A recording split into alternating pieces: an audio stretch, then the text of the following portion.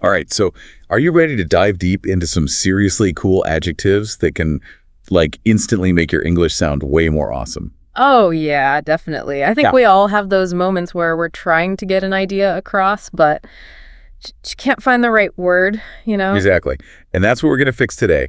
We're taking a deep dive into a podcast script that's packed with 19 advanced adjectives, and these aren't your everyday words. Nope, not at all. You know how you can say something's good, but it doesn't quite capture the whole picture? Right. Like, you could say a sunset is pretty, but that doesn't really do it justice. Exactly. It's like you want to use a word that really packs a punch, something that truly captures the essence of what you're trying to say. Yeah, it's like the difference between saying a sunset is pretty and saying it's breathtaking. Exactly. One's just kind of blah, but the other, it's like you can almost feel the warmth of the sun on your skin. Okay, so first up on our list is eloquent.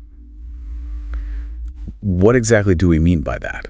Well, when we talk about someone being eloquent, we're talking about their ability to communicate in a way that's not only clear, but also super persuasive and even moving.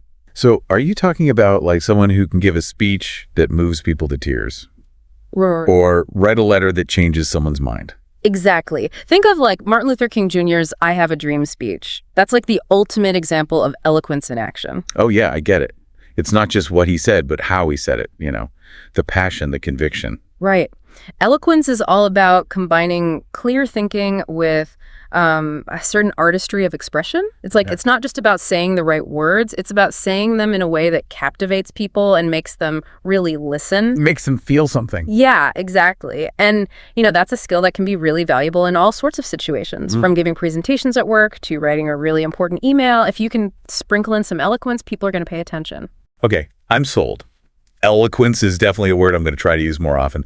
But now, how about we jump from the power of words to something a little more visual? You're thinking about pristine. You got it. Pristine. Now, this word, it's more than just clean. It evokes a sense of like untouched perfection.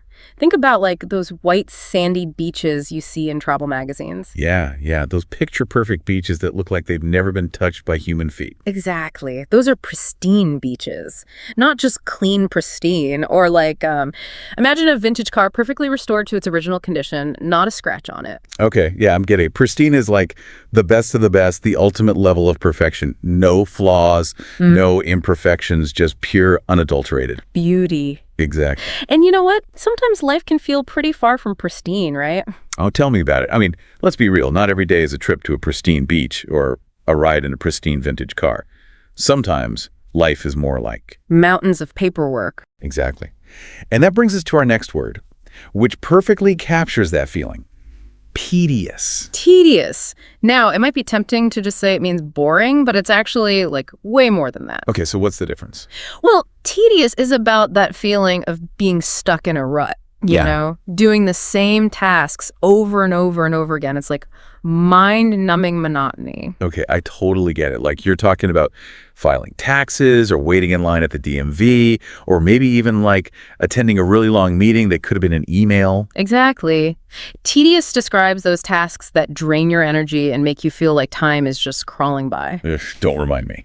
Okay, enough of that. Let's move on to something a bit more, I don't know, positive. How about perceptive? Now perceptive is a good one. It's all about being able to pick up on those subtle cues and details that other people might miss. So it's kind of like having a superpower. You can like see through the surface and understand what's really going on. Yeah, pretty much. Perceptive people are really good at reading between the lines. They can tell when someone's not really okay, even if they say they are, or they can sense when a situation is about to go south. They just have this like extra sense or something. Right. And that can be a huge advantage in all sorts of situations, whether you're negotiating a deal, trying to build a relationship, or even just navigating a tricky social situation. Okay, I'm officially adding perceptive to my list of words to use more often. But speaking of things that might lose their relevance over time, let's talk about obsolete. Yes, obsolete. It's about things that have become outdated or no longer in use. Remember those old floppy disks? Oh man, floppy disks. That takes me back. I haven't seen one of those in years. Right. They're pretty much obsolete now. Or how about those old rotary phones? Or even paper maps. It's crazy to think about how quickly technology can make things obsolete. What we think is cutting edge today could be totally outdated tomorrow. It makes you wonder, right? What will be obsolete in 5 years, 10 years, 20 years? It's kind of mind-blowing when you think about it that way. Okay, so obsolete is basically the opposite of like innovative or cutting edge. Right. It's about things that have been replaced by something newer, better, faster, more efficient. Got it. All right, now let's shift gears again from the outdated to the, I don't know how to put this nicely, the blah. We're talking about mundane. Mundane. Yeah, it perfectly captures that feeling of like routine dullness. It's like when you're stuck doing the same things day after day and there's just no spark, no excitement. You're talking about that soul-crushing feeling of being stuck in a rut. Exactly. Think of a job where you do the same tasks every single day. Or like a commute that's just an endless sea of traffic and boredom. Or like eating the same thing for breakfast every single morning. Yeah. It's all about those aspects of life that just lack, that pizzazz. It's the absence of inspiration, of novelty. Mundane is definitely not a word I want to use to describe my life. But I get it. Sometimes those mundane moments are unavoidable. But, even when life throws those curveballs at us, we can always find a way to, bounce back. Right. You're so right. And that brings us to our next word. Resilient. All right, tell me more about resilient. What does that even mean? Resilient is all about the ability to overcome challenges and bounce back from setbacks. Those people who can handle anything life throws at them. Yeah, those people who just seem to roll with the punches and come out stronger on the other side. Exactly. Think about athletes who train for years and push their bodies to the limit, or people who recover from serious illnesses or injuries. Or even kids, right? They fall down all the time, but they just get right back up and keep going. They do. Kids are incredibly resilient. And what's cool? Resilience is something you can actually build over time. It's like a muscle you can strengthen. Okay, so how do we do that? How do we become more resilient? Well, it's about developing coping mechanisms, building a strong support system, and believing in your ability to handle whatever comes your way. So it's mindset is key. Yeah, definitely. And it's amazing how these words we're talking about, they're not just about language, they're about human experiences. Totally. It's like we're getting a glimpse into the very essence of what it means to be human. Exactly. And it just shows how powerful language can be, how it can connect us to ourselves and to each other. Okay, speaking of connecting, let's move on to a word that often sparks a lot of conversation and maybe even a bit of envy. Affluent. Affluent. Yeah, that one definitely gets people talking. And, it's more than just being rich. It's like a whole lifestyle, a level of comfort and security that goes beyond just having a lot of money. So you're talking about those people who live in those fancy neighborhoods with the huge houses and the perfect lawns. Exactly. It's about having a certain level of financial freedom and stability that allows you to live a certain way, You don't have to worry about money constantly. You can travel and buy nice things and send your kids to the best schools. Yeah. And it's interesting to think about the difference between rich and affluent. Someone who wins the lottery might be suddenly rich, but they might not necessarily be affluent, Right. It's affluent implies a certain level of sophistication and, I don't know, established wealth. Yeah, exactly. It's a more long-term generational kind of wealth. Got it. All right. Well, let's shift gears now from the material to the, the philosophical. We're talking about profound. Profound. This one's all about depth of meaning, insight, impact. It's like when you experience something that just blows your mind and makes you question everything you thought you knew. You're talking about those aha moments that change your perspective on life. Totally. Like when you watch a movie that stays with you long after the credits roll, or you read a book that just completely shifts your way of thinking, or even just a conversation with someone that makes you see the world in a whole new light. Right. Like those moments where everything just seems to click into place. Exactly. And those profound experiences can be really transformative. They can challenge us to grow and evolve as people. Okay, from profound insights to, this next word is all about the details, the little things that make something truly special. You thinking intricate? Yes.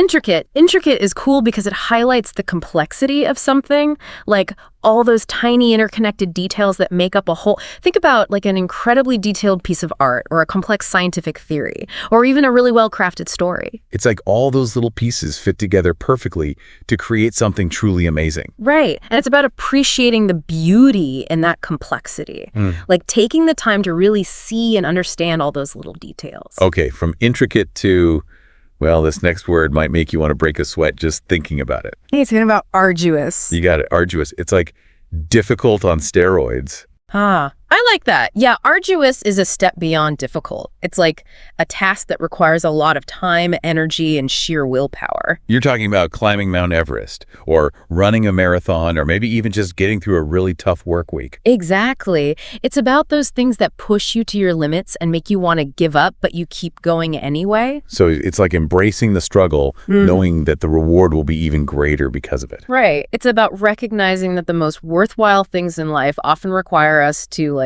really push ourselves and persevere. This has been such a fascinating deep dive so far. I feel like I'm already leveling up my English skills just by listening to you talk. Me too.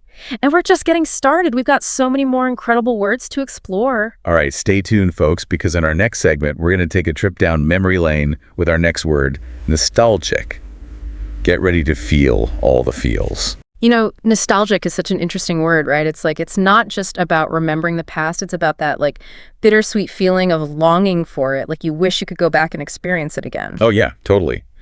For me, it's the smell of my mom's perfume. It just instantly transports me back to being a little kid, safe and sound. Oh, that's so sweet. And it's often those sensory experiences like smells, sounds, even tastes that can trigger those really strong nostalgic feelings. Like our senses have this direct connection to our memories. It's amazing. It's like a time machine in a bottle or something.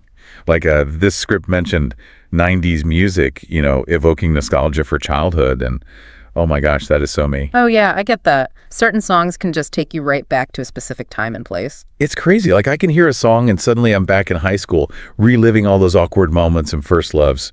It's kind of embarrassing, but also kind of cool. It's funny how that works, right? Like you can look back on those times and laugh at yourself, but also appreciate how far you've come since then. Nostalgia is kind of a mixed bag of emotions. Definitely. And it's not just about longing for the good old days. It's also about understanding how those past experiences shaped who we are today. Exactly. Nostalgia can be a really powerful tool for self-reflection and personal growth, Like it helps us understand ourselves better. Yeah. It lets us connect with our past selves and appreciate the journey we've been on. It can even give us a sense of comfort and inspiration. So it's not a bad thing to feel nostalgic sometimes. Not at all. I think it's a natural part of being human. It's about cherishing those memories, both good and bad, and recognizing how they've made us who we are. You're making me want to dig out my old yearbooks and photo albums right now.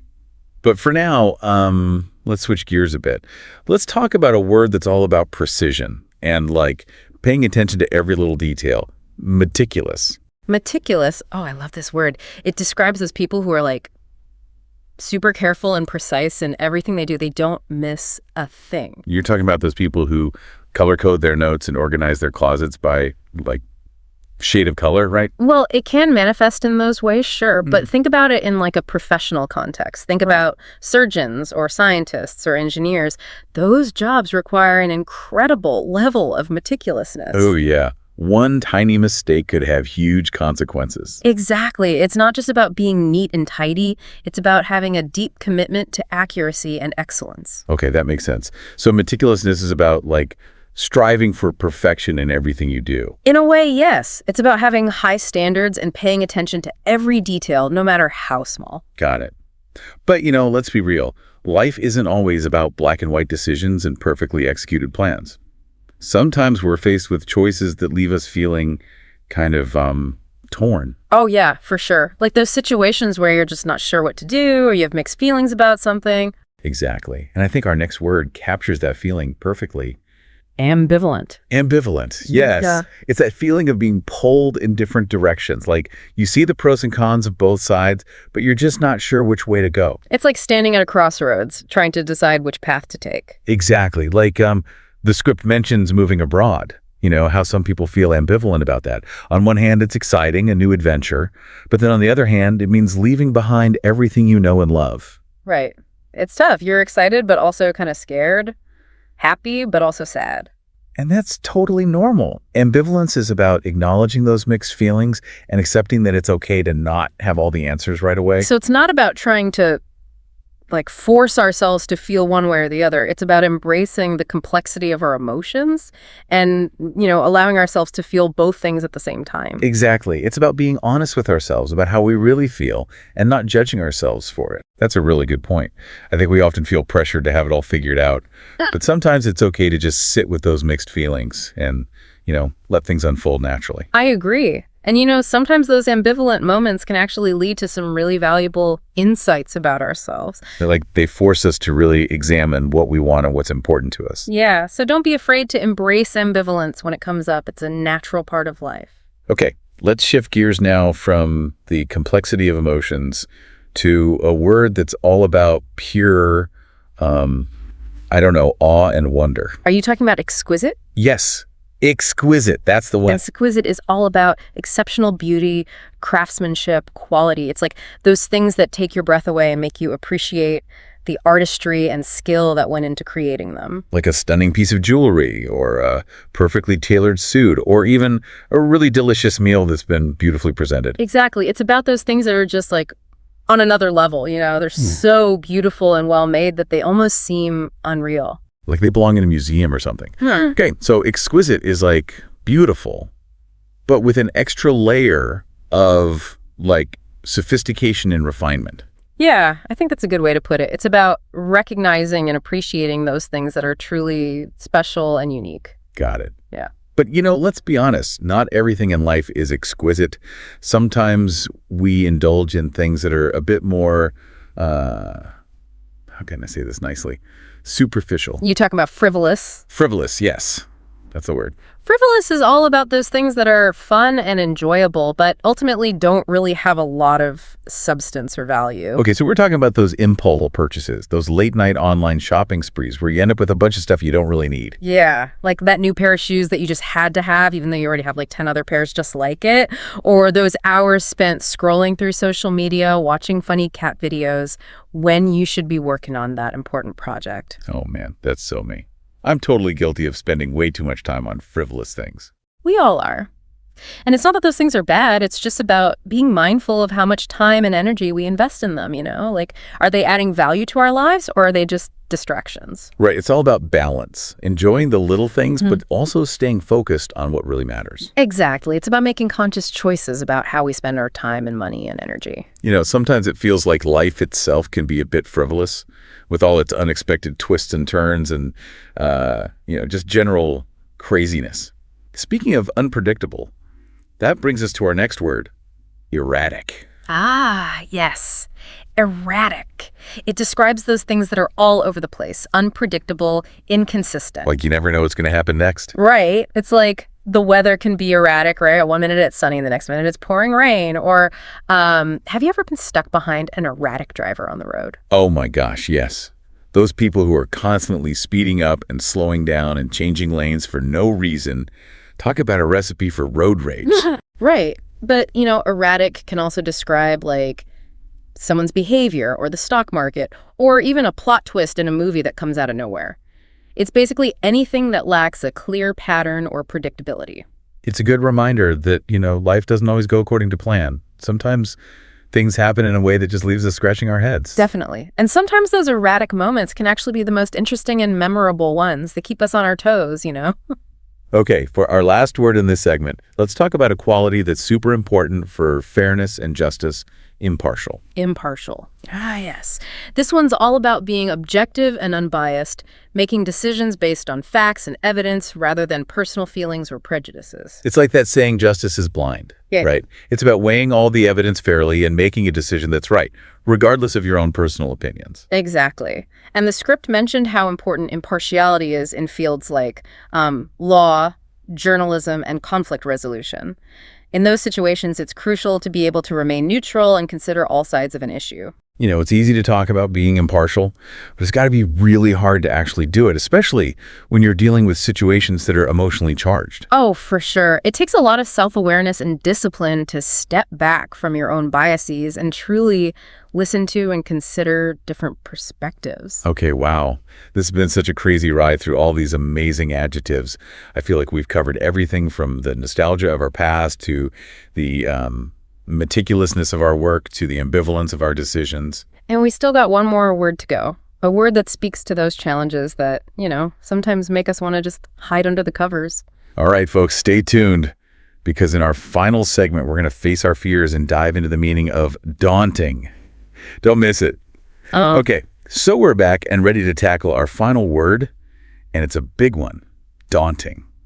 Yeah, daunting definitely has a way of making you feel like a little bit intimidated. You're telling me, just hearing the word makes me think of those really challenging tasks that make you want to just give up before you even start. I totally get it. Like, it's that feeling you get when you're facing something that seems way bigger than you, like almost impossible to overcome. Exactly. It's like, standing at the bottom of Mount Everest and knowing you have to climb to the top, or staring at a blank page when you have a massive writing assignment due. Or like having to give a presentation to a huge audience when public speaking is like your worst nightmare. Oh, don't even get me started on public speaking. That's definitely one of my biggest fears. Yeah. It's just so nerve-wracking. Oh, I feel you. Public speaking can be super daunting.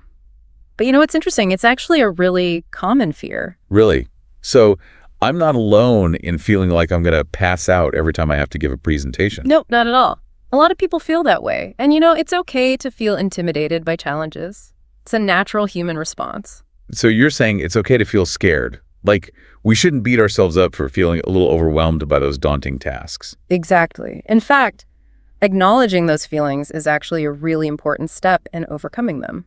Okay, that makes sense. I guess it's like, you can't run away from your fears. You have to face them head on. Right. And instead of letting those daunting feelings paralyze you, try to reframe them as like a sign that you're pushing yourself to grow. So it's like, hey, fear, I see you there, but I'm not going to let you stop me. Exactly. Turn that fear into fuel and use it to motivate you to tackle those challenges head on. And, the script mentions how rewarding it can be to overcome those daunting tasks. Oh, yeah, totally. There's nothing quite like that feeling of accomplishment when you've finally conquered something that seemed impossible. It's like a huge boost to your confidence, and you realize that you're capable of so much more than you thought you were. It's like leveling up in a video game or something. Right. And the more you push yourself outside of your comfort zone and face those daunting challenges, the less daunting they'll become over time. You know what? That's a really good point. It's like the more you practice facing your fears, the easier it gets. Exactly. So don't shy away from those daunting tasks. Embrace them as opportunities to grow and learn and become a more resilient and capable person. Wow, I never thought about it that way. That's actually really inspiring. It is, isn't it? And it just goes to show that even the most daunting challenges can be overcome with the right mindset and a little bit of courage. Well, folks, that brings us to the end of our deep dive into these 19 amazing adjectives. I don't know about you, but I feel like my vocabulary has definitely been expanded. Mine too. It's been such a fun and insightful journey exploring all these powerful words. And, it's not just about expanding our vocabulary. It's about using these words to express ourselves more clearly and effectively and to connect with others on a deeper level. Totally. And here's a little something to think about. As you go out into the world and start using these new words, pay attention to how they make you feel and how other people react to them. Language is such a powerful tool, and it can really make a difference in how we communicate and connect with each other. That's such a great point. All right, folks, that's all for this deep dive. We hope you've enjoyed the journey and that you're feeling inspired to use your newfound vocabulary to, go out there and make your mark on the world. Keep learning, keep exploring, and most importantly, keep having fun with language. That's it for today, everyone. Thanks for tuning in, and we'll catch you on our next deep dive.